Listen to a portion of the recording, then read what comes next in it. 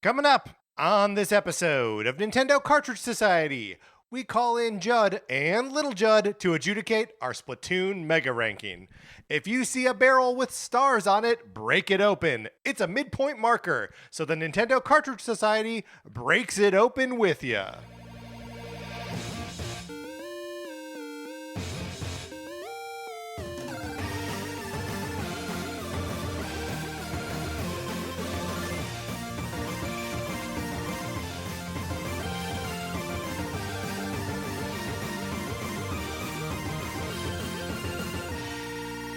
Welcome to Nintendo Cartridge Society. My name is Patrick Ellers, and I'm joined, as I'm always joined, by my co-host, Mark Mitchell. Mark, how's it going? It's going great. We have a lot to commemorate today. It's the final week in Splatoon Month. Yep, which means we will have to find a way to burn these lab coats off of us. That's right. Because they've become one with our skin now. You know, it's sad to have Splatoon Month, almost behind us, but I feel like as an adult, Splatoon Month just comes sooner and sooner every year.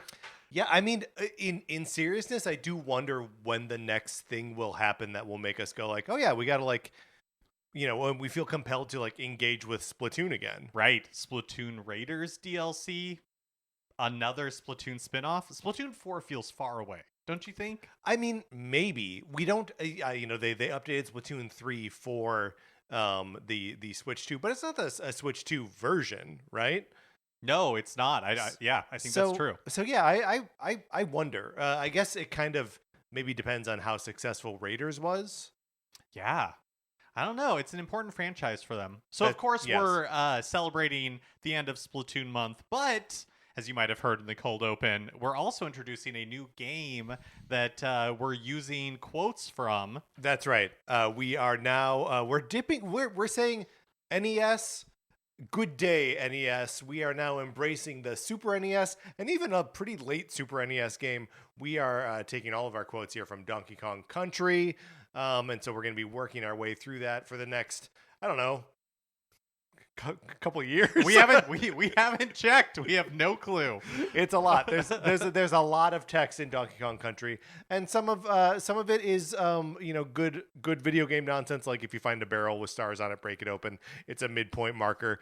And some of it gets a little saltier, like Cranky Kong in there, like complaining about whippersnappers and what have you. Yeah, lots to look forward to there. Other things that you can look forward to are patreon.com/Nintendo Cartridge Society, where if you are supporting us at the 8 or 16-bit levels, you get access to our once-a-month episodes of miniseries like NCS at the Movies. Yes, where Patrick, myself, and usually a special guest go to the movies together and then talk about that movie. For September, we're planning to see and talk about Resident Evil.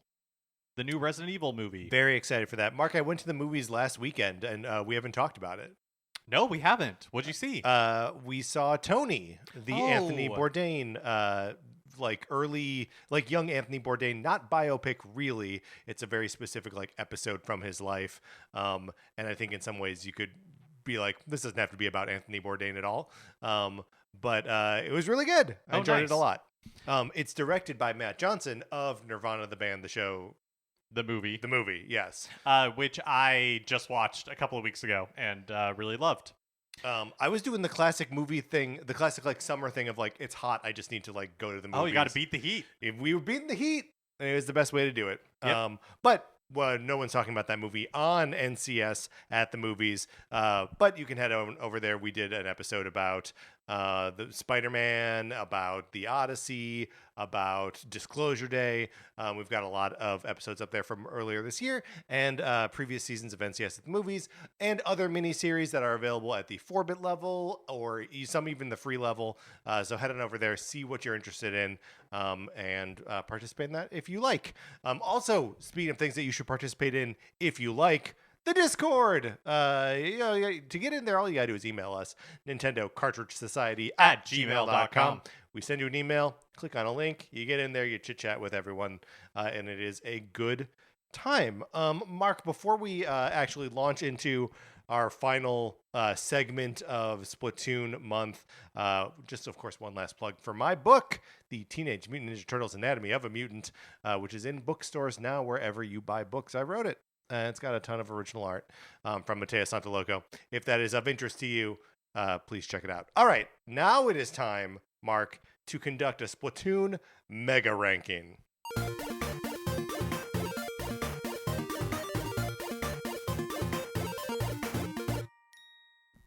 So we've done a few of these in the past, right? Yes, sometimes in other themed months.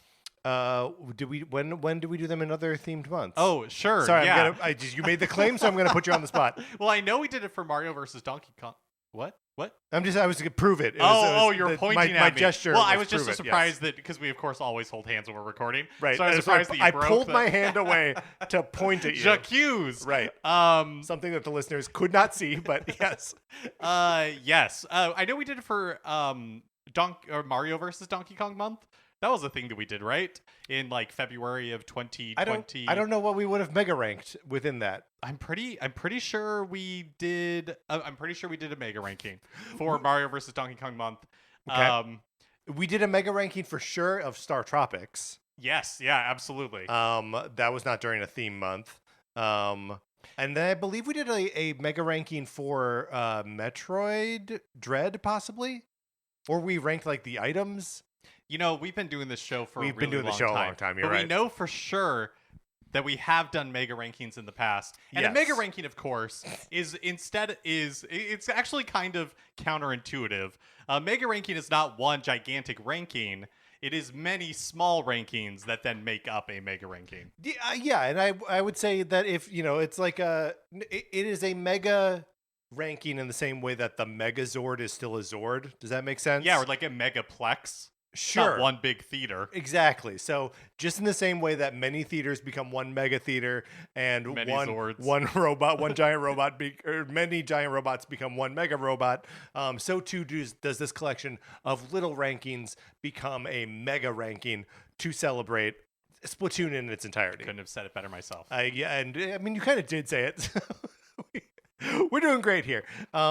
But yeah, so should we go through the topics of things that we're going to be ranking, or should we just encounter those as we encounter them? Yeah, let's go through it. Okay, we'll set the table first. Yeah. So the first thing that we're going to be ranking are the single player modes in the Splatoon franchise. So any single player mode in a Splatoon franchise is eligible.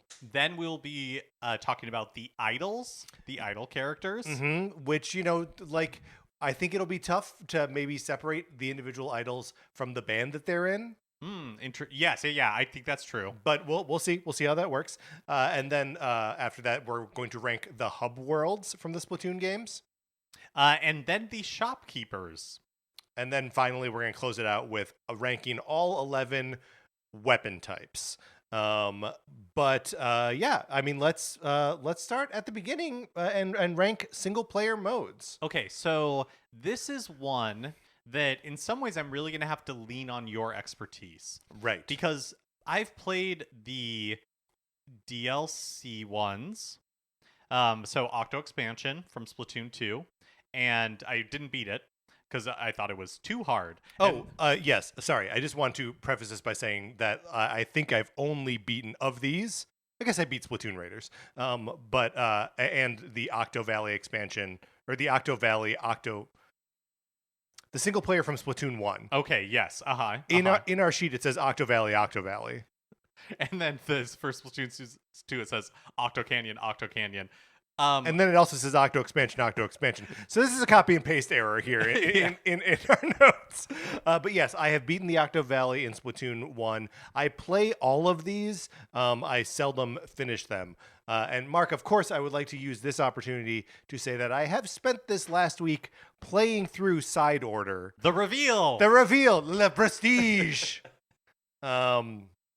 And I love it. It's great. Because it came up in the Discord. Somebody was like, oh, as part of Splatoon Month, Patrick has to check out Side Order. Because we all knew you would love it. It's totally right up your alley. It's exactly my kind of thing. And I just wasn't tuned into it as it was coming out. And then if I'm not riding a Splatoon wave of something else, it's tough for me to check back in. Totally. But yeah, Side Order, the sort of roguelike mode where you are in a virtual reality thing. and you are aided by a little robot drone version of Pearl. Like, I couldn't be more happy with it. It's super fun. And you're like building pallets and you're deciding which of the Yes. challenges you want to do. And yeah, I spent one glorious whirlwind weekend Yeah. with Side Order and totally loved it. And so yeah, Side Order is definitely ranks highly for me. Side Order also like does such a great job of presenting an interesting space. It still like is embracing the sort of like abstraction that all of these Splatoon single player campaigns like take place within. But there's like they do a good job of being like, here's why this is what this space looks like. Yeah, You know totally. what I mean? And why it feels that way. I have to admit that I do not understand the ongoing narrative of the Splatoon series. Like, Yeah. sometimes people are good, sometimes they're bad. I don't understand why they're switching. Why is Pearl a like drone now? I'm not really following. Well, she's a drone now because we're just in virtual reality there, right? Like that's not real.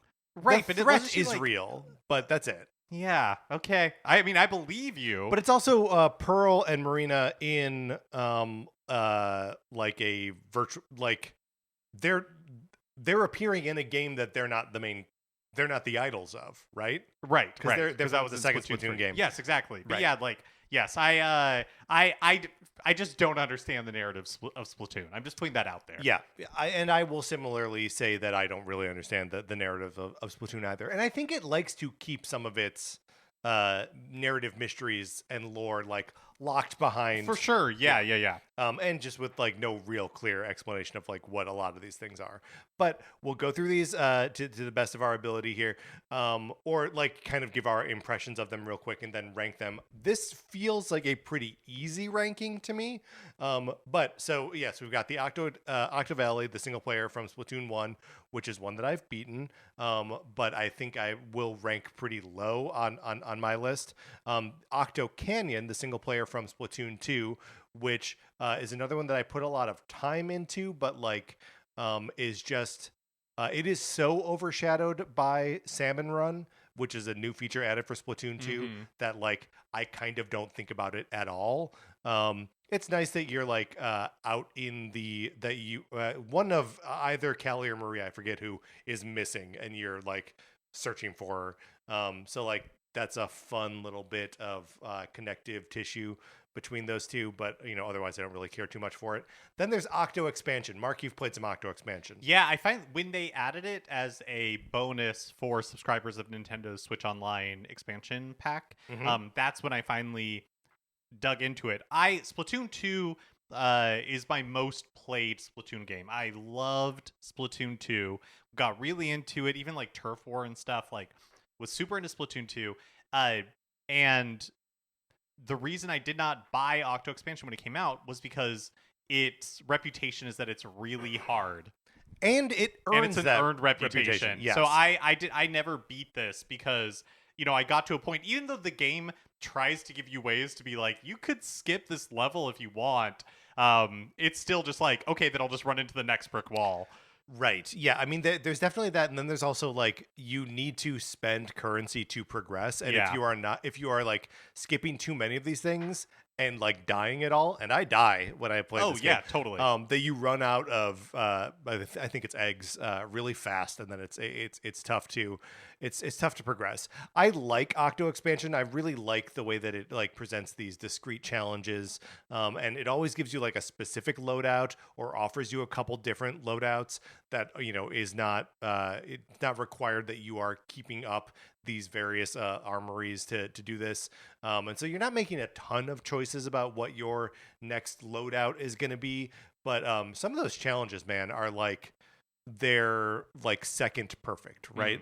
Like because they're all timed, and they're all like of limited resource, and if you're not executing them perfectly, the game will punish you for it.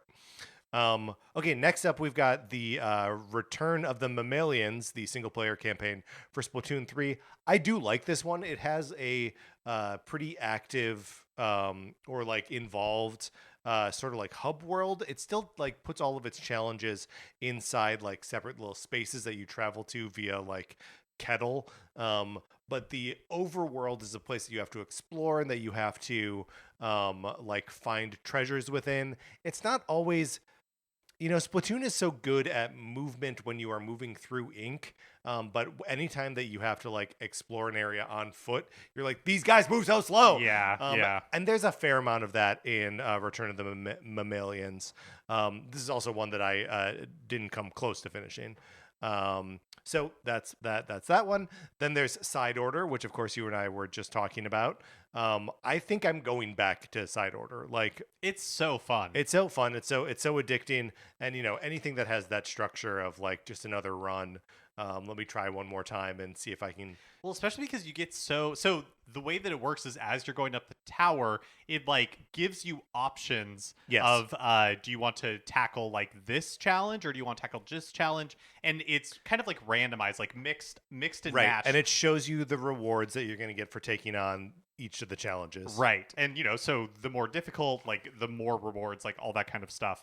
And I found that so addicting because you're like, oh, especially when you're that like weekend that I was really heavily playing it was like, oh, I know exactly what this challenge is. I've become really Yeah, good sure. at this challenge, or like, oh, I know that one's really hard, and I'm kind of towards the end here, so maybe I don't want to try to attempt that one, and I'm Right. gonna go to like the safer harbor of the one that I know a little better or feel like a little more confident in. Like just that added gameplay mechanic just makes it increasingly Yes. more addictive because you just get so familiar with what each of the challenges is.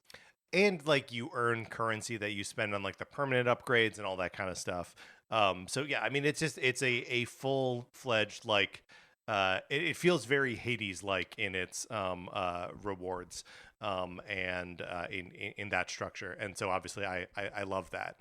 And then of course the final single player mode here that we are going to touch on is the Splatoon Raiders. The main game mode, which I guess would just be called Splatoon Raiders. Right, which we talked about at the beginning of Splatoon Month. It's a full circle moment for us here. It really is. Okay, so the reason I say that I think this is a pretty easy one is I think that all of the, well, first of all, I think Splatoon Raiders is the best of these. I think so too. It's a little bit like It's a little bit not little fair. bit of gimme, Yeah. because yeah, they had to build a whole single player game around it, whereas the other ones, are multiplayer games with additional modes. But yes, I do think Splatoon Raiders is the best of these for sure. Right. Okay, so let's put Splatoon Raiders at number one, and then I think both of the downloadable ones are better than any of the ones that are included as pack-ins. Like I think the DLC, I think Side Order and Octo Expansion are better than any of the other single player modes. Okay, so for me, it would go Side Order next. Yes, absolutely, and then Octo Expansion after that. Okay, and then oh, I think you grabbed the wrong one. Oh, did But I? Oh yeah, you're right. And then I think, even though I didn't put that much time, I have not played Octo Valley at all because I never owned a Wii U, so I only played the original Splatoon like glancingly at your house one time. Right. Speaking of which, do you think maybe that's what they do? Do they like reintroduce Splatoon 1? Splatoon 1 as remake? like or that feels like we've talked about this before with like Mario Kart. It's like they just keep moving forward with the series like forward, that, and I feel yes. like that's what you would do for Splatoon. I somehow erased Octo Canyon, but That's okay. That's okay. So I think that it would. So we have Splatoon Raiders number 1, Side Order number 2, Octo Expansion number 3. Then I think it would go Return of the Mammalians. Even though I didn't put that much time into it, I do think that the hub world for the single player is an interesting idea. Yeah, I will agree with that. So Return of the Mammalians goes number 4 on the list here. Yep, that's right. And then, I put Octo Canyon from Splatoon 2, and then Octo Valley because I don't have any experience with it, but that's just... I would actually invert them. If for no other reason than like I just think that the original was like doing something, kind of like new at that point. It was the only time it existed. I just like maybe I don't have much of a leg to stand on here, but like I just think that like Octo Canyon is the most like why would I play this when Mm-hmm. if you need a break from turf war you already have Salmon Run. Yeah, I see You what know you're what I saying. mean? You already have like a different way to hone your skills and like learn how to play the game better. So yes, I put Octo Canyon at number 6. Okay. Should we recap it? Yeah, let's do it. Number 6, Octo Canyon from Splatoon 2. Number 5, Octo Valley from Splatoon. Number 4, Return of the Mammalians from Splatoon 3. Octo Expansion from Splatoon 2.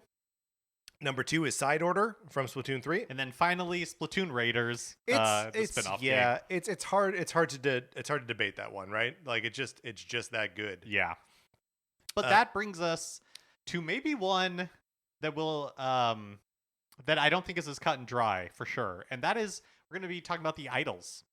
Yeah, this is a lot trickier, I think. So obviously we're talking Callie, Marie, Pearl, Marina, Shiver, Fry, and Big Man. The first 2 from Splatoon 1, the next 2 from Splatoon 2, and the final 3 from Splatoon 3. Mark, how do you feel about these characters in general? Are you pro Splatoon idols or anti Splatoon idols? Oh, I love it. I think it's one of the most like interesting things to see every new Splatoon game, who the new idols are going to be, what their deal is going to be, you know, how their personalities mesh or clash with the previous idols. Yeah, so I think it's a very fun part of the series. How about you? I also think it's a very fun part of the series. I have 2 amiibos of each one of these characters. I like also that even though they are presented as just like hosts of turf war and stuff like that, that they're also like, I don't know, secret agents or treasure hunters, or like they're action stars in addition to being singers in bands and hosts of a live show. Yep. So what's interesting here is I also don't really feel like they've missed on any of these designs, even when they introduce someone like Pearl, who is a goblin. She's so charmingly goblin, yes, totally, that it's hard not to love her. And honestly, playing Side Order has upped my estimation of Pearl, because you are joined by like a robot drone version of Pearl in combat. She fights with you, so that raises her in my estimation here a little bit. And I also think that because Shiver, Fry, and Big Man play such an active role in Splatoon Raiders, again, going out on fights with you, that I put them pretty high as well. Yeah, I am going to have a certain amount of bias against Callie and Marie only because they weren't in a game that I've played. And I personally, they are in the single player of a game that you have not played the single player. Well, I've played it, but I didn't get very far.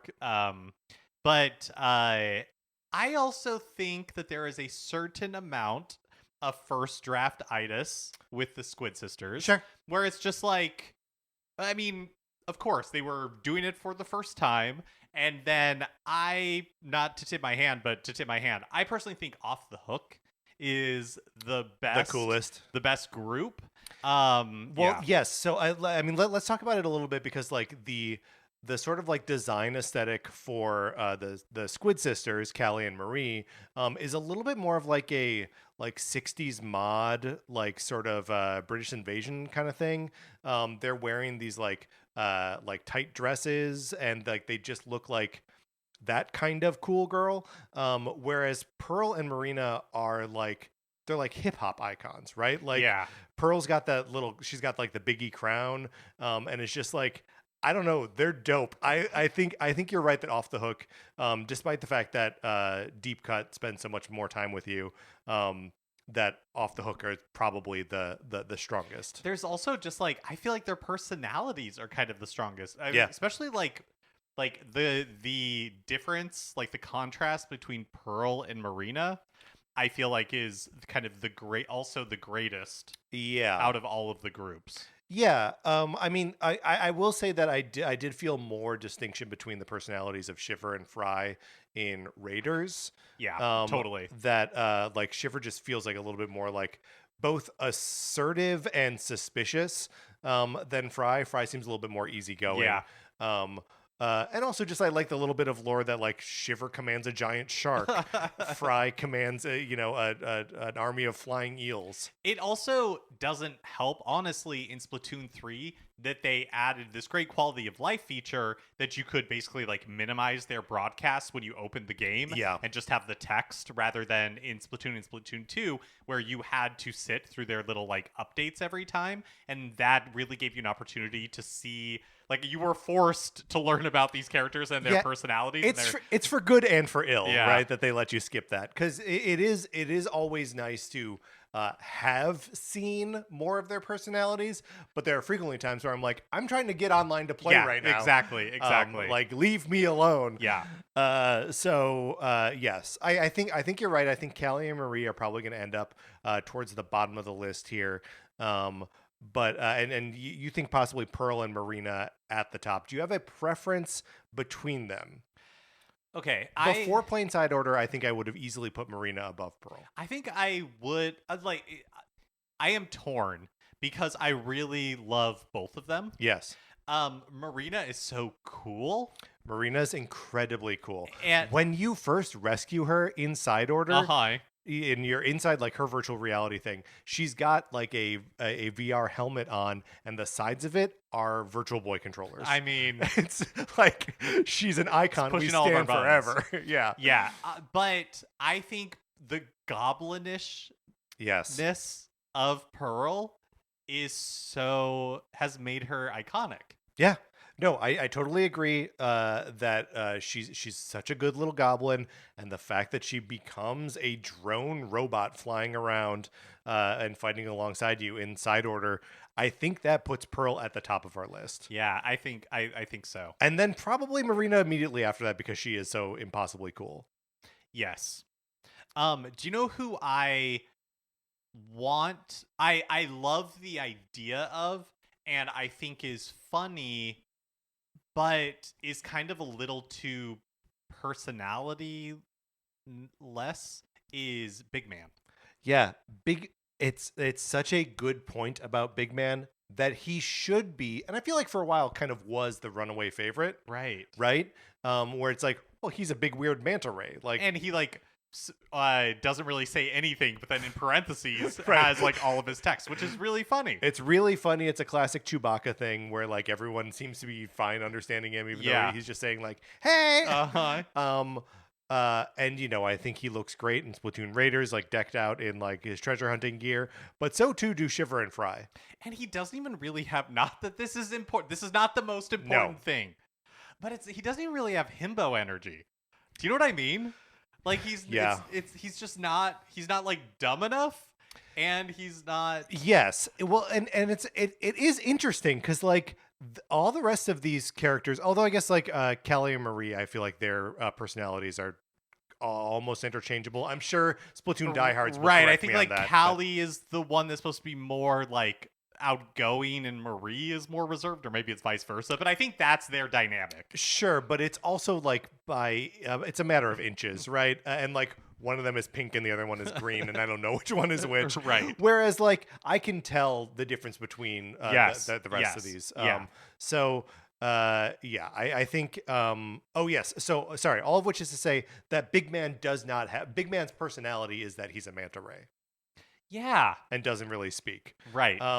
And like, I don't know, everyone else is just so like loud and big and like have really distinct games. Yes. Like, distinct things. Yes. He does not really have it. And like that even goes with his like special move in Splatoon Raiders. The other two summon their like ancient beasts and he just like busts out of the mech and you ride him. Right. Like is he more of a mount than he is an ally?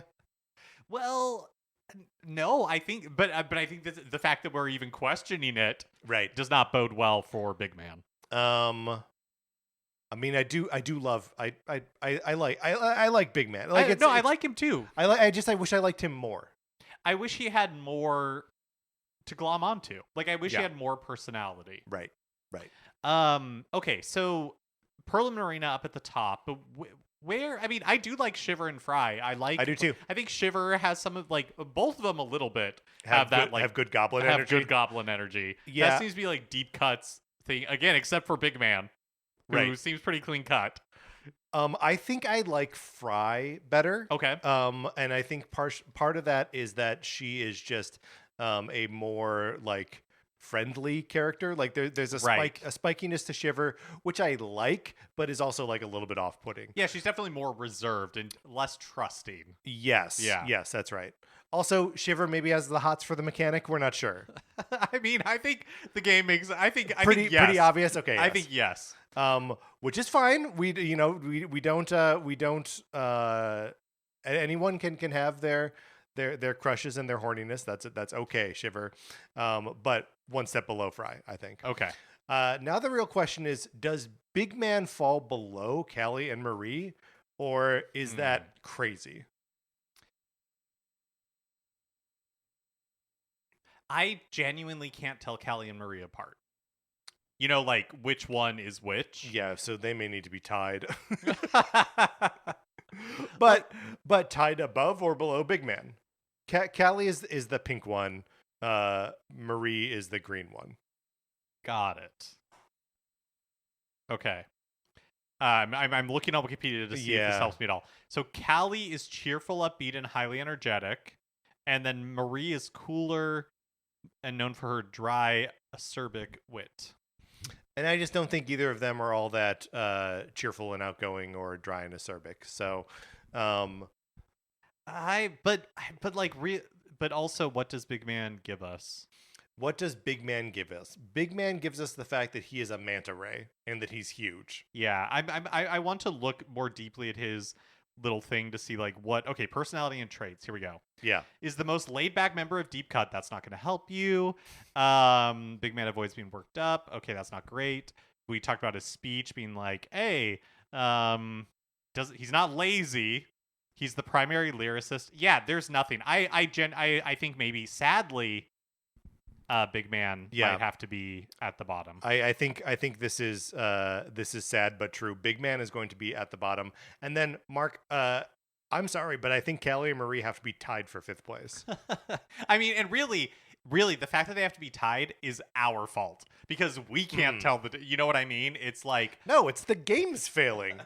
If they were better distinguished between each other, we would have this. These characters have been in our lives for over a decade, Mark. You're right. First draftitis. I think that's you know, it's not really their fault. They were just created that way, right? But and they honestly, were created the invention too similar. The invention at that point was, what if we had idols who hosted this thing? Exactly. Right? And exactly. we tip our cap to that. They really invention. are like the older siblings of the idols in Splatoon. Yes. Where it's like they had to take all the bullets because Nintendo was figuring out how to raise them, right? That's right. What do we do with these idols? Right. And Splatoon 2 came around, they're like, oh, we got this. Right. We understand what we have now. Sorry, Callie and Marie. Right. You had all the bad teachers. That's right. We didn't let you drink soda, but... That's right. It was tough for you, but it is now easier for the generations coming up. And should we be respecting our elders, trailblazers, possibly? But that doesn't mean they have to be our favorites. No, that they do not have to be our favorites. So Callie and Marie will be tied for 5th place, which still puts Big Man at 7th place. Yeah, I think that's right. Okay, so Big Man coming in at 7th place. In 6th and 5th place tied,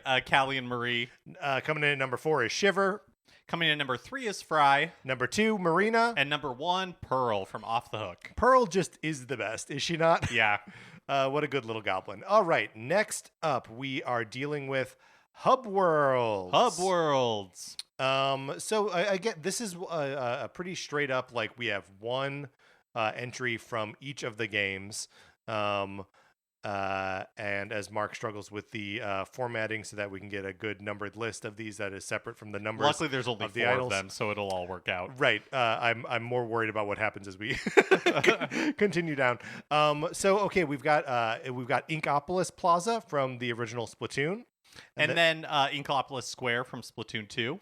And then Splatsville from Splatoon 3, which is, I think, where they make a like radically different choice for the layout of the place. Yeah, definitely. And then the hideout ship in Splatoon Raiders. Yeah, so these are all interesting locations. I do remember being very, what are we talking about? Adding Inkopolis Plaza back for the DLC of Splatoon 3. Well, it just seemed really underwhelming when they announced it, and it's like, Yeah, that's what we're getting. that's Okay. right. Is that worth paying 20 or 25? I don't even Right. remember. Yeah. Dollars for. And no, it turns out they had a super cool roguelike mode that they weren't ready to talk about yet, and it's totally worth the price of admission.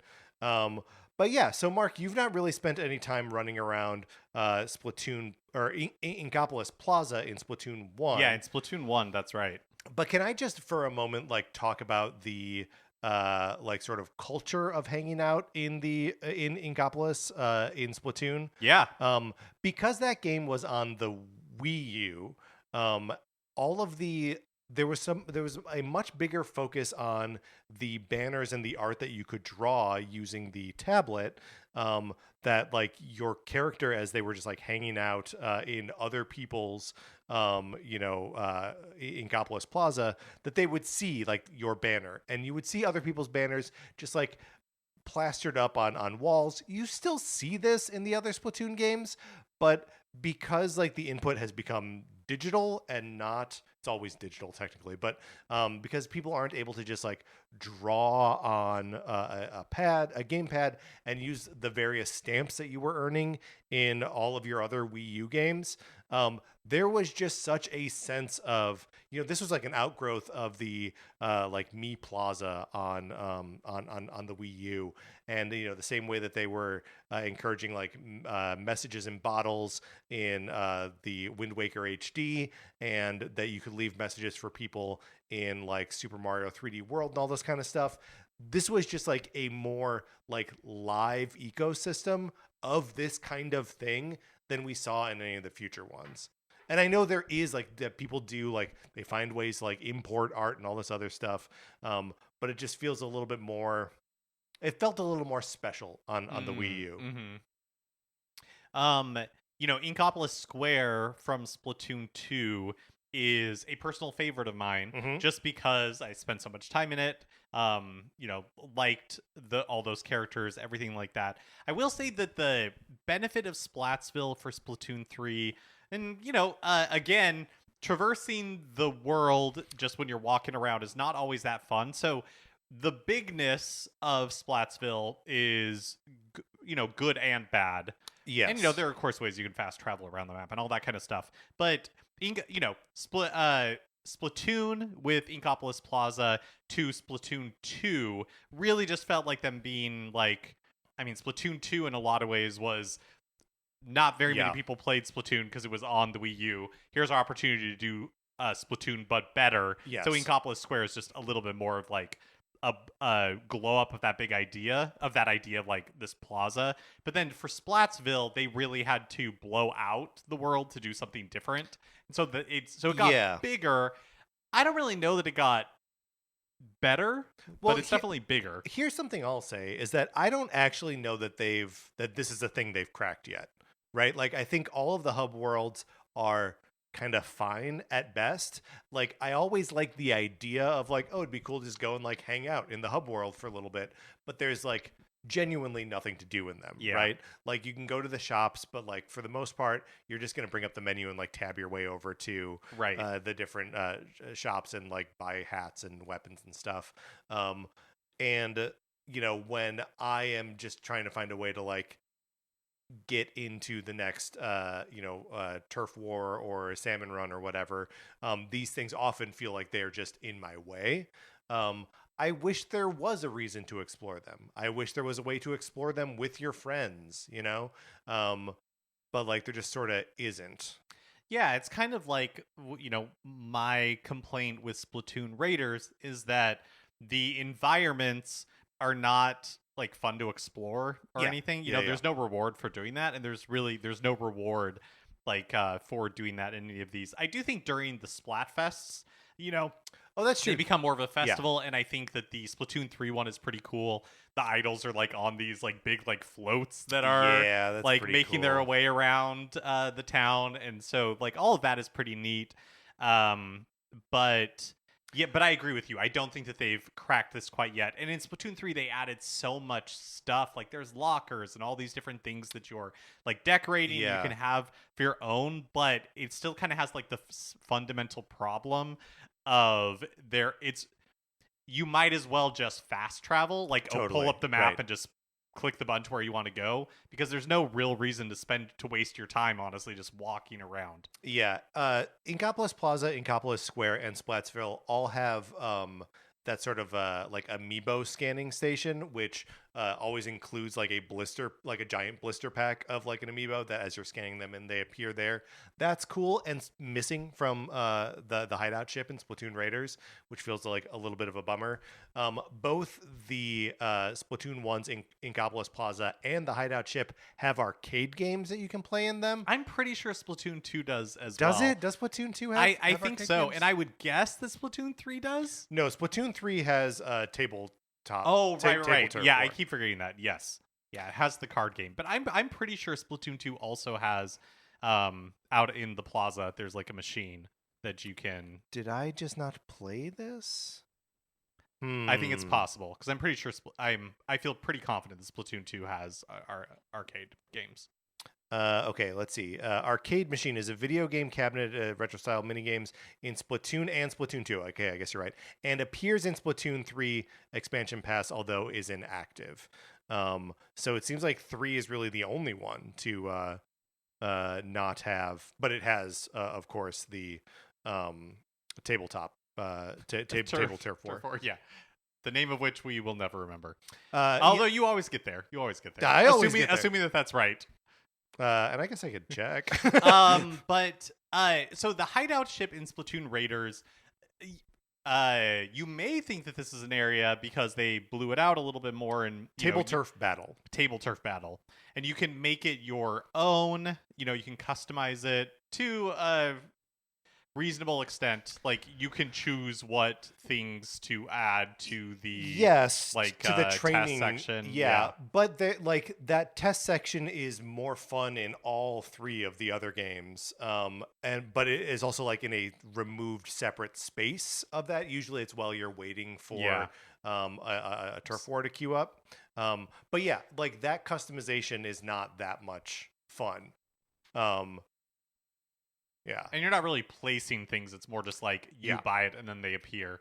But like Right, and there's a finite number of things that you can buy, and it's not really like you're making a choice between like these targets will be red, and like this ramp will be whatever. Right. It's all just like you're filling it out, but you are not filling it out with anything like specific to your personality or taste. It is kind of interesting because this is not something that the other games do, where like the hideout ship expands and introduces new areas for you to explore as you get higher level.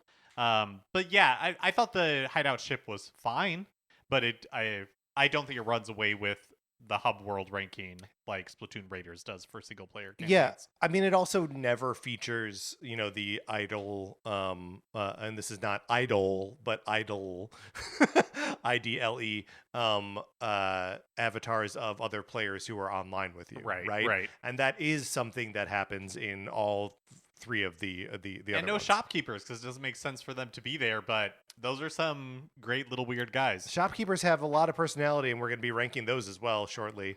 Yeah, so it does. It feels like it is missing something sort of fundamental. But okay, so let's talk about how we want to actually rank these. Does this mean that we put the hideout ship on the bottom? I can't really. I'm leaning on your expertise for Inkopolis Plaza. Yeah. But even though we have our complaints about Splatoon 3 Splatsville, I kind of think it's maybe number 1.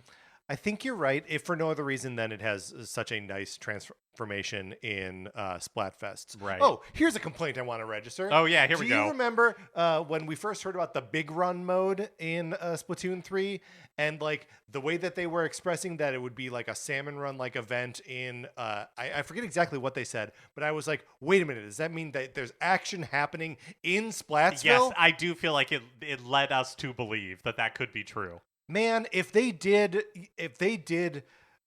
events where you had to defend Yeah, your that's base. a fun idea. That's a great idea. They don't do it. Yeah. So that did make me mad briefly, but I will forgive it because Splatsville itself is so nice. I think probably the Splatoon 2's goes second, Inkopolis Square. But then, yeah, it kind of just comes down to what's better, Inkopolis Plaza for Splatoon or the Hideout Ship. You know, I mounted a vigorous defense of the like banners and stuff as they appear in Splatoon 1. So I'm going to say probably Hideout Ship goes last. I like it. Okay, so coming in at number 4 in our Hub World ranking is the Hideout Ship from Nope. Splatoon Raiders. Number 3 is Inkopolis Plaza from Splatoon. Number 2 is Inkopolis Square from Splatoon 2. And finally, Splatsville from Splatoon 3. But Nintendo, we know you can do better. Yes. Yeah, this is all these are ranked ready to be pushed down by everything Yeah, that comes we're next. crossing our arms while we're ranking these. That's right. Harumphing a little bit. We are harumping, crossing our arms and dotting our I's because you're not going to get away from us next time, Nintendo. No. Make these hub worlds better. All right, next up our list of shopkeepers. A little bit of a longer list here. Okay, I'm going to be honest. I would not have guessed that there were this many shopkeepers. So let's kind of run through them, just make sure that we understand what they sell and what kind of animal they are. Yeah. Right? So we're starting off with Krusty Sean, who, gotta say, I love Krusty Sean. Love Krusty Sean. He's a tempura shrimp who sells shoes. And then doesn't he disappear in Splatoon 2 and come back? No, so in Splatoon he sells shoes. In Splatoon Shrimp 2, sells shoes. he runs a snack bar, like a food truck outside, and so you can buy food items that give you buffs. Yes. So, and then in Splatoon 3 is when he goes missing, Right. in the base game, and so you could follow his travels. Not missing, he went on vacation, or I think it's something you could follow Sure. his travels Right. on the Nintendo Switch app or Switch Online, whatever they called it. Yeah, that's right. During that time. Nowadays, they would have just put it on Nintendo Today. Right, probably, yeah. Weird that the Nintendo Online or Switch Online app, whatever it's called, still exists. I mean, I guess it has like services in it, like the Smash Brothers, like that's how you would like share levels, Right, yeah, right? yeah. Stuff like that, custom Yeah. levels. Yeah. Anyway, Krusty Sean wears a hat backwards. Is a cool. He's good. Krusty he's- Sean is good. He's good, and like a tempura shrimp, like that's very funny. Annie and Mo, who she's an anemone headed creature, and Mo is a little clownfish who lives inside the anemone that is her. She runs Cooler Heads, which I assume is a hat shop. Okay, in the original Splatoon. In the original Splatoon. Okay, yes. yeah, I'm not familiar with Annie and Mo. Annie and Mo, it's a cute design. Yeah, but you know, this is there are two sort of just like spectacular shopkeeper designs in the original Splatoon that are sort of hard to argue with. Then there's Jalonzo, who is a jellyfish, as you might expect. Who does sell, like outfits, and he is a sharp dresser, but he is just a jellyfish. Right, but I'm looking at his Wikipedia. Yes. He's one of the 3 known jellyfish able to speak the Inkling language. Well, So that's pretty good. that's pretty good. And then the last. Oh wait, sorry. Yeah. Their entry on the also has not to be confused with Gelfonzo, Sure. which is a separate character. Okay. All right, good. So, and Gelfonzo is. In Splatoon 2, he manages Ye Old Cloth Shoppy. Gelonzo is Gelfonzo's father. Okay. So it's his son. Okay. Gelfonzo is his son. Okay, great.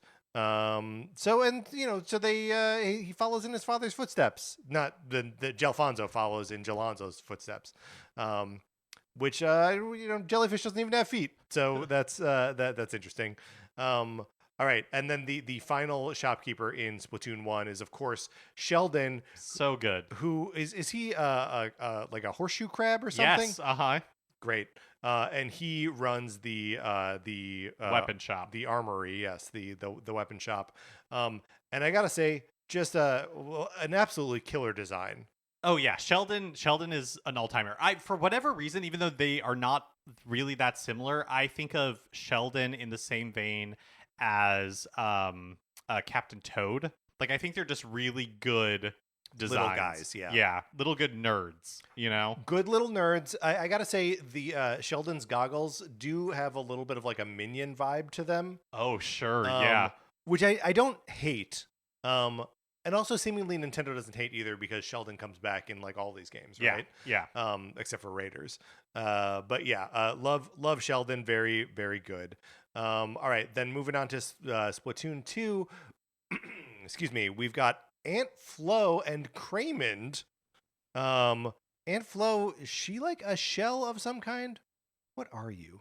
Yeah, Aunt Flo is a sea slug. A sea slug, and Craymond is an emperor shrimp who lives in her head. Oh, okay, so the echoing Yeah. Annie and Mo from, because also they run the hat shop. Yeah. So the hat shop owners seem to have a living hat that lives on their person. All right, and then we've got Gelfonso, who we've already discussed. I want to click at this and just like see how he looks different from his father. He's just like a little purplier. And his head appears to be transparent, like in a way that I feel like Gelonzo is. Oh no, you're right. They're just less purple. Gelfonso's like more pinkish. Yeah. It is interesting that he runs the Ye Olde cloth shop, whereas Gelonzo just runs Jelly Fresh. It almost feels like Gelfonso, being the younger generation, is more of a traditionalist. Right. He speaks using archaic vocabulary similar to Shakespearean English. Right. So there's some He's sort a of hipster. like there's It's like an a hipster affectation. poser thing happening here. Maybe trying a little bit too hard to flex status over people who come into a shop. Okay, who's next? Bisk. And I've got to say, he's a spider crab. He kind of reminds me of like those aliens from Men in Black, but with way more arms. I think he's really funny.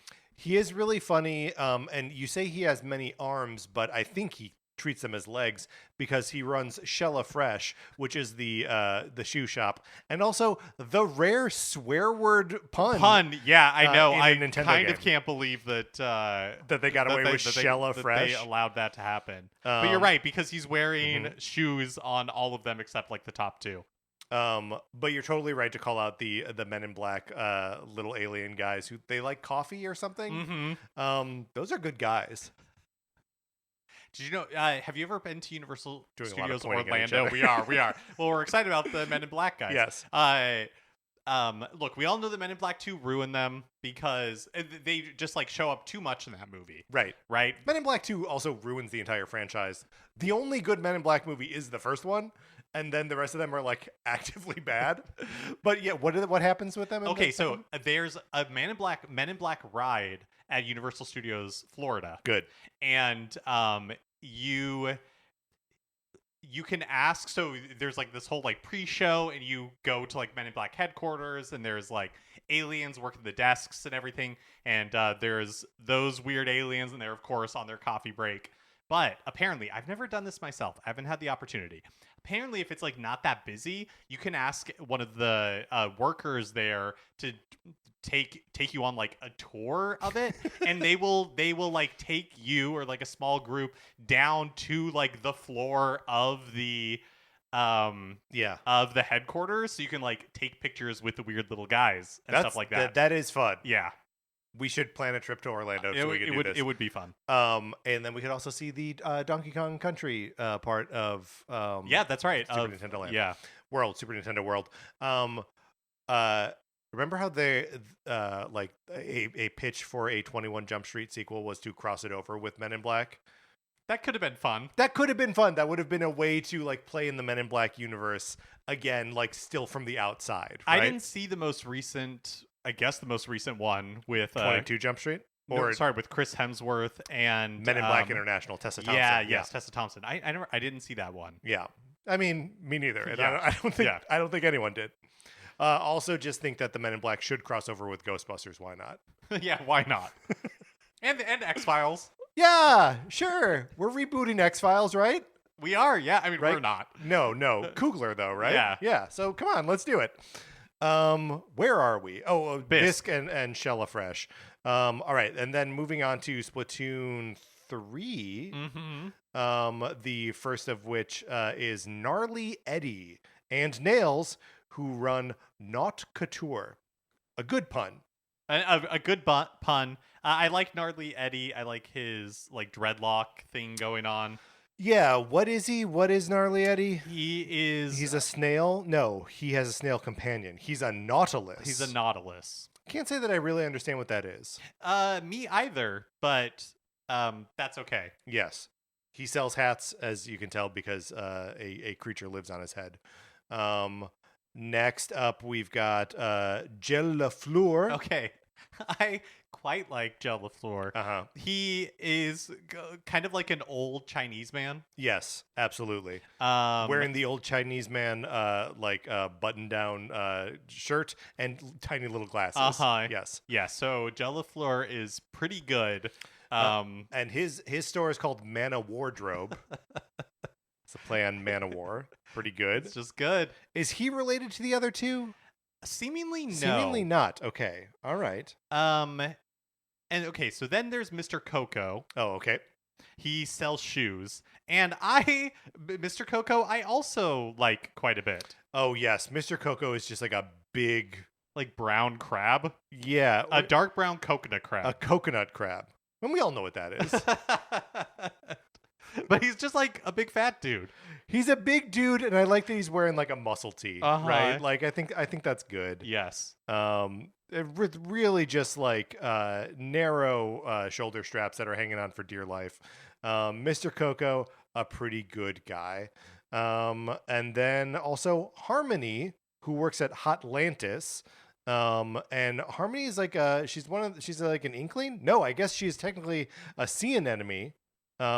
So that makes 2 sea anemone characters. We've got her, we've got Harmony, and we've got Annie from the first game. And I don't know, she always looks like kind of spaced out. Yeah, totally. She's always filling in for the manager who's like gone from the shop. Right. So like maybe her game is like that she's put in a position of responsibility that like she neither wants or is able to. Right. This is just a job for her to fund her dream of being a musician. So she is not invested in her day job at all. Okay, pretty good. And then we've got 2 more to discuss that are both in the DLC of Splatoon 3, I guess. This is not something I've actually explored that much in Splatoon 3 myself. But So there's Shelly and Donnie. yes. So they are in Inkopolis. So if you pay for the DLC expansion, they are in like the Inkopolis store. And they are related to Sheldon somehow, I think. Well, but they're just like younger. They're like the Timmy and Tommy Nook. And in fact, the names Shelly and Donnie in the Japanese and Chinese languages are referring to Timmy and Tommy expressly.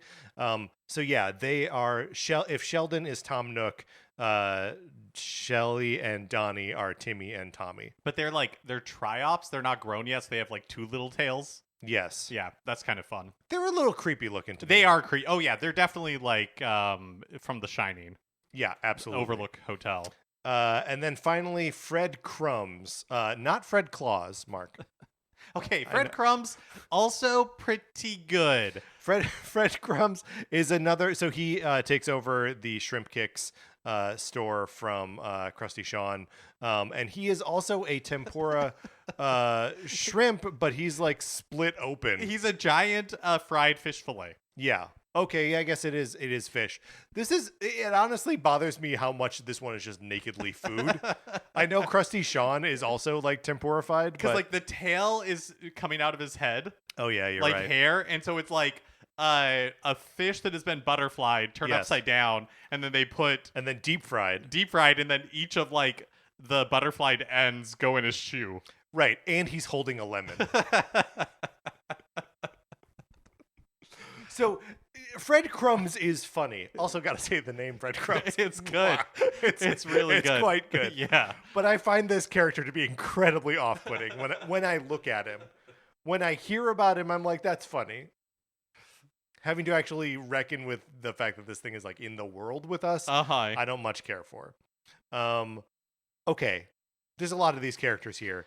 And for me, I think easy top of the pile is Krusty Sean. Yeah, I think Krusty Sean is number one. Who don't we really like here? Okay, it's not that I don't like them. Yes. It's that I don't have any real like connection to them, and it's a lot of the hat people. Okay. Like Onflo and Craymond, Annie and Mo. I like Gnarly Eddie the best out of those, but the out of like the hat people. But I think you need to look at Annie and Mo again. Annie and Mo are really well designed, and like I don't know, she's got a lot of like kind of interesting attitude and is wearing like black leather. Like, oh yeah, I see what you're saying. Maybe it's a little like I think goth. she's Oh, it's for sure. She has like a little skull. Yeah, I think she's cooler than we're Splatoon 3 giving her credit for. Yeah. Okay. I would put of the three of them, I would go Annie and Mo on top, then Gnarly Eddie, yeah, and then Aunt Flo below that. Okay. I think those are maybe like bottom three. I know we were just laughing about Fred Crumbs, but I think Fred Crumbs has to be the bottom of this list for me. No, he's a fish like that's been splayed open and deep fried. No, can I accept that? I mean, somebody's gonna have to be at the bottom, so maybe Someone Crumbs. is gonna have to be at the bottom. Fred Crumbs is. Well, maybe Shelley and Donnie are frankly at the bottom. Yeah, I agree with. I think Shelley and Donnie are at the bottom, and then Fred Crumbs. I'll allow it. Fred Crumbs is a confusing addition, I think. Yes, because it's like. I just want to understand what's happening here. You know, right. and we thirst for knowledge. They're not helping me understand any. But yeah, I think you are right that the hat shopkeepers are sort of clumped together at the bottom, with Annie and Mo at the top. Okay. And then another one that I really like is Jel LaFleur. Okay. Who runs Manowar, a little like old Chinese man. I like that too. Or I like that sort of next as well. Because like what have we got? What have we got to deal with here? We've got all three of the jellyfish, right? Uh-huh. We've got Harmony. We've got Mr. Coco. Mr. Coco, Mr. Coco's really gonna climb. Mr. Coco's gonna climb here. We have Bisque. What is Bisque? I remember liking. Oh yeah, he's the spider crab. He's the crab, right? Yeah.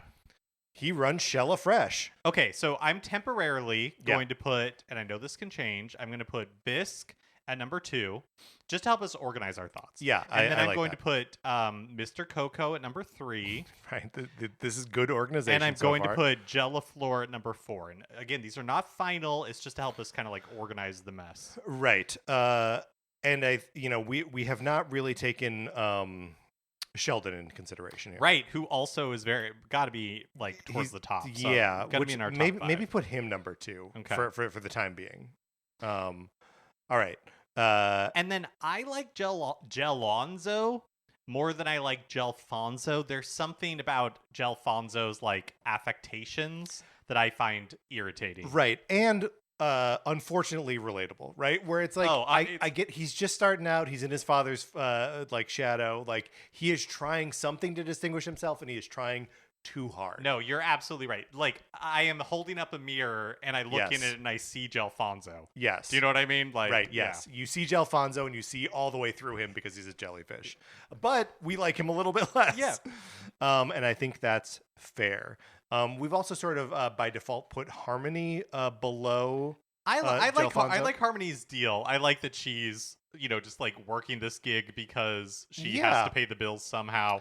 I like how she's a little like removed from the whole thing, not very invested. Yeah. And she look, not something that we really talk about on the show too much, but you think she's using drugs, right? I think she is using drugs. Yes. Who of these shopkeepers use drugs? I think most Krusty of them. Sean. Yeah. I don't think the jellyfish do. You don't think the jellyfish do? Maybe I don't think does. I don't think the head space people do. Like the hat people. Like Gnarly Onflo Eddie and does. Craymond. Come on. What? Gnarly Eddie. No, Gnarly Eddie does. But like Annie and Mo.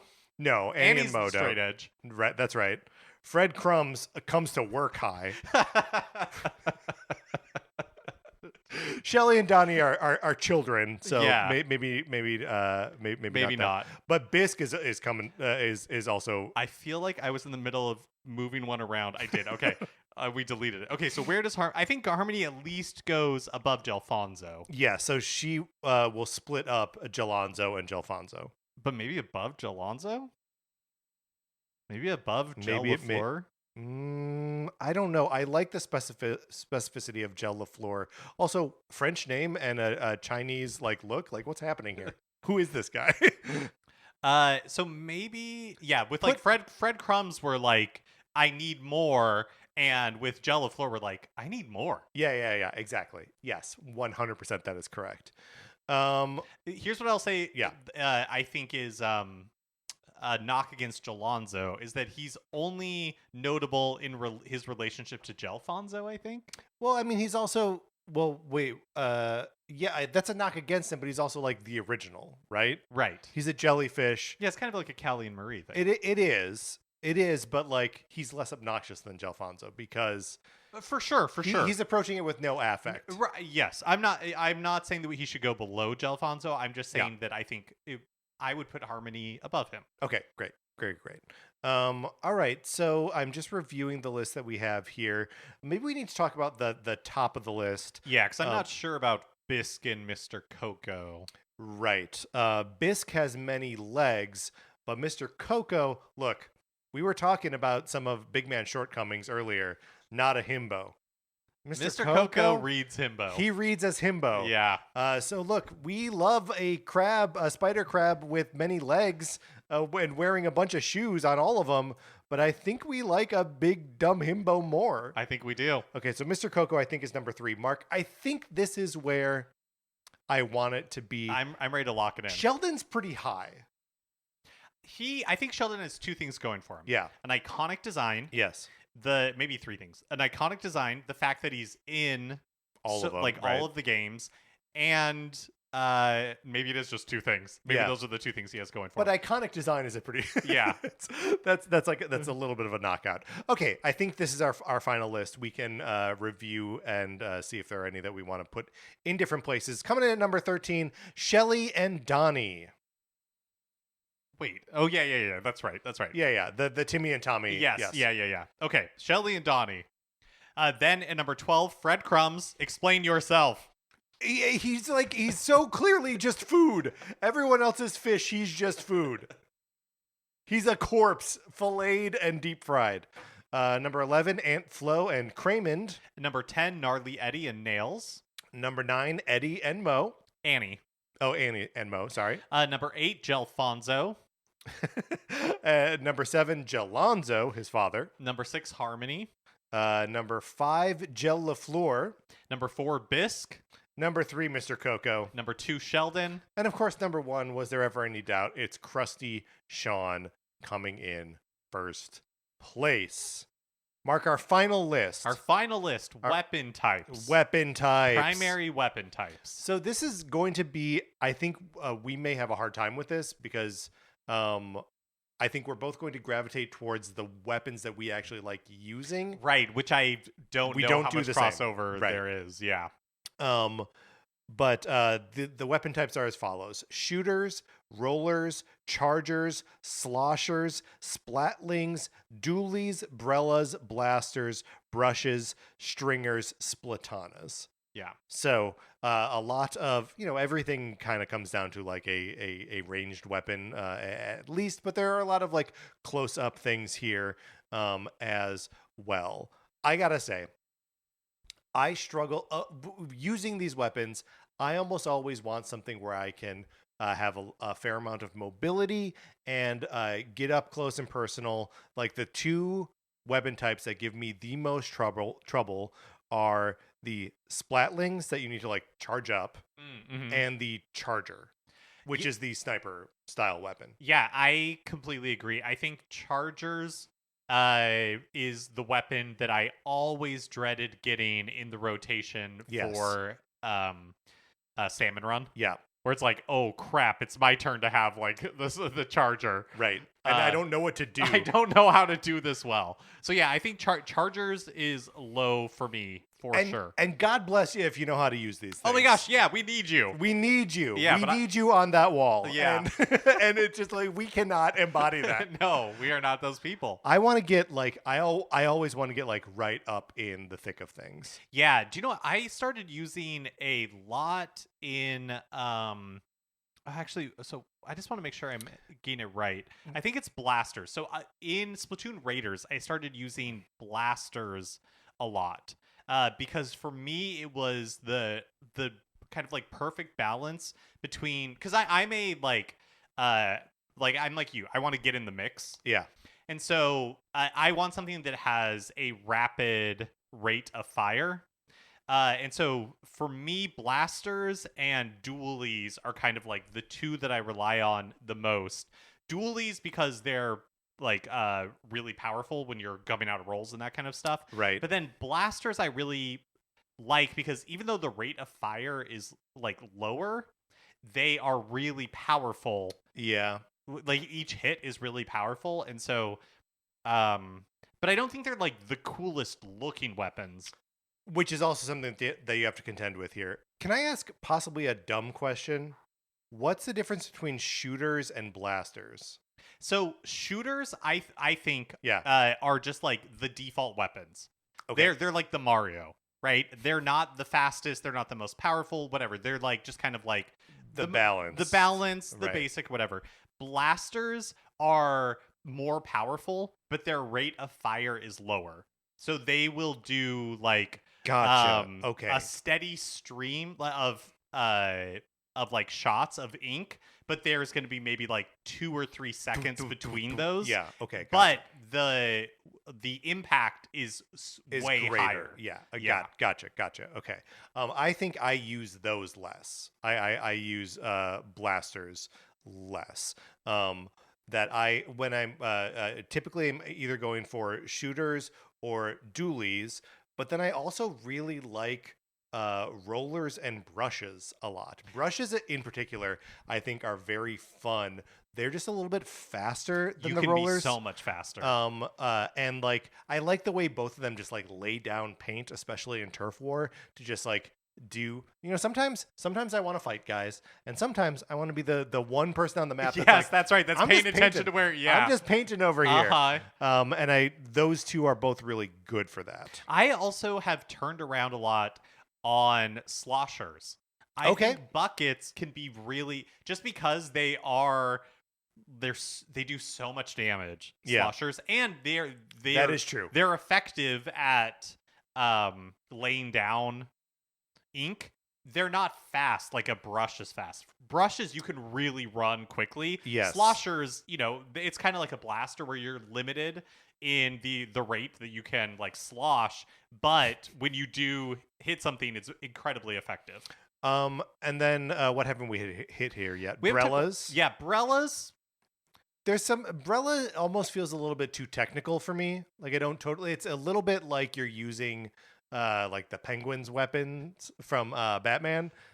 Does it provide you some element of, as you're shooting it, of defense? Yes, and you can also use it as a projectile. So you can shoot like right. the umbrella part of it, the covering part of it, whatever you would call that, like forward. Yeah. Yeah. And then there are the stringers, which that's the bow and arrow type. Another one that I'm not totally good at it using. Feels like chargers to me a little bit. Yeah, a little bit. The difficulty in using it is high, and so I have not put in the time to learn them. It's a little technical, but I'm sure if you're good at it, just like the chargers, you can probably lay waste. Yeah, I would think so too. They also just like look pretty cool. Yeah, they do. Like I think that they have that going for them. Feel the same way sort of about the Splatanas. Yeah, and I feel like Splatanas are the most usable of these like specialty weapons to my mind. For whatever reason, I put like the chargers, the splatlings, and the like brellas and the stringers, and these kind of like special weapons. Sure. I don't know if, that's not really what they are, but yeah, but they are like a little bit more technical, or like you need to be become proficient in them in a way where like basically everyone can figure out what like dualies do or like a roller. Like, there's something just intuitive about these other weapon types, the ones that have been around forever too. And I find Splatanas to be the most friendly to me of those like specialty weapons. Yeah, I mean, I also I like the Splatanas. It is another one that feels like a melee weapon, right? Oh, totally, yeah. The Splatana, the roller, and the brushes all have that in common, where it's like you're dealing damage in a lot of ways just by like getting up to someone and like slicing them. Although like the Splatanas can like cast like ink pretty far in front of them. Yeah. I think they're just more combat effective at close range. Okay. We've been through all of these now. Should we just put chargers at the bottom? I think so. Like, and I think so. This is a place where yes, this may be a failing of ours specifically, but Yeah, but hey, we're dum-dums, but it's our dum-dum list. that's right. And then right above them, can we put the Splatlings? I would love to. Just It's a high risk, high reward thing with Splatlings, and I don't panic when I get them in Salmon Run like I do with Chargers, but still not my favorites. yeah, having to think ahead at all. No. Splatoon to me is such a like in the moment react, possibly panic, sure, kind of game that like if I haven't charged this thing up. What do you mean I'm exposed? Yeah, no, Like, thank you. Yeah. Yeah, because I'm gonna pop out of the ink and then like I gotta. Yeah. No, thank you. Should we then also put either Brellas or Stringers close to the bottom? Yeah, here? I think maybe Brellas below Stringers. I just think Stringers are there is there is a penguin element to the Brellas that maybe is pro or cool. con. I think maybe pro. Okay, But but I think the bow and arrow Stringers are just yeah, like inherently cool. I agree. I agree. And then maybe Splatana is just above that. Yeah, I think that's right. So the These are definitely my like least used weapons. by far. absolutely. So the bottom of our list for us is Chargers at the bottom, then Splatlings, Brellas, Stringers, Splatanas, and now we're up to the weapons that like I actually use. For me, I would put shooters in the middle, not just because they're middle of the road. Sure. A very effective, Mhm. like nothing wrong with them, but I just don't think they're that interesting. So I think I prefer brushes over rollers.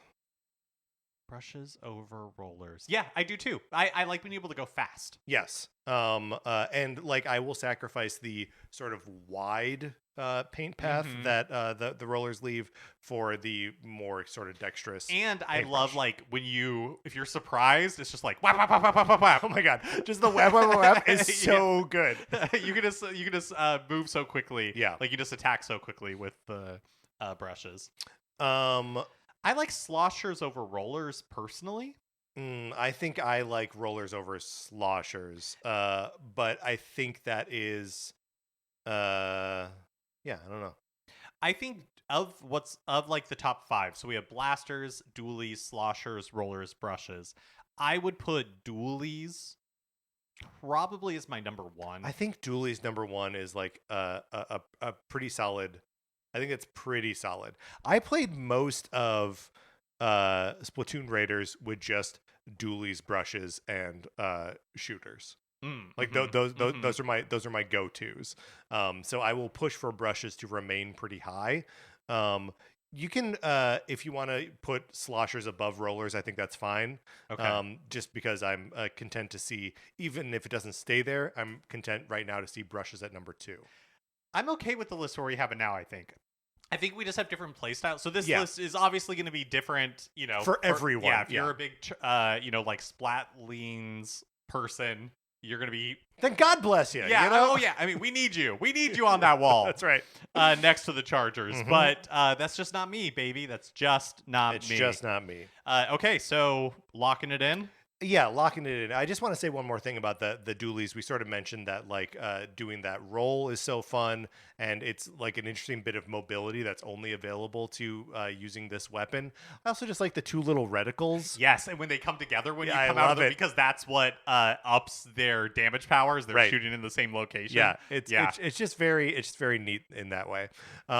But okay, so from the bottom at number 11, Chargers. Number 10, Splatlings. Number 9, Brellas. Number 8, Stringers. Number 7, Splatanas. Number 6, Shooters. Oh, Splatanas is a good name. Oh yeah, absolutely. Very excellent. And especially because like it is a like paint tool, but they're like, it sort of looks like a katana. Yeah. So number 6 is Shooters. Number 5, Blasters. Number 4, Rollers. Number 3, Sloshers. Number 2, Brushes. And number 1, the best weapon type in Splatoon, Dualies. All right, Mark, I think that is the entirety of our Splatoon Mega ranking and the end of Splatoon Month. Thus endeth Splatoon Month. Who get a load of Gelfonso over here. All right, Mark, let's close this out. I'm gonna miss Splatoon Month, I think. Me too. It's first of all, it's nice to know what we're gonna talk about for 4 weeks of shows. That helps a little bit. Yeah, it's just it's such a fun, colorful, lively world. It helps that Splatoon Raiders was an absolutely kickin' game that we both really liked. Yeah, it's what do we have to look forward to on the horizon for Nintendo now? We've got Fire Emblem. Fire Emblem. That's exciting. Yeah, I mean, we kind of talked about it at the beginning, but it's interesting to think what is next on the horizon for Splatoon. Yeah. Probably a Splatoon 4 sometime in the Switch 2 generation. But what does that look like? Can you continue to up the ante, in the way that you did in Splatoon 3, or does it need to be more iterative in the way that like Splatoon 2 was? I don't know that you can do that. I feel like they have to. It's a good question because, like, both Splatoon 2 is still active online, right? Like, you can still play it. Yeah. Yeah, like at some point you're like overly fractioning the player base, especially if, and I assume it would be a Splatoon or a Switch 2 exclusive, right? Right. So yeah, it's we will just have to see how they handle that. I do think that there is room to go bigger. Like we're not in a Mario Kart 8 Deluxe or Super Smash Bros. Ultimate territory with Splatoon just yet. There's still more versions of Everyone Is Here that they can do, I think. All right, that's going to do it for Splatoon Month and this episode of Nintendo Cartridge Society. Thank you so much to our 16-bit patrons, Connor McCabe, Kyle Seaborn, Drew Backey, and Anthony Lobergellis.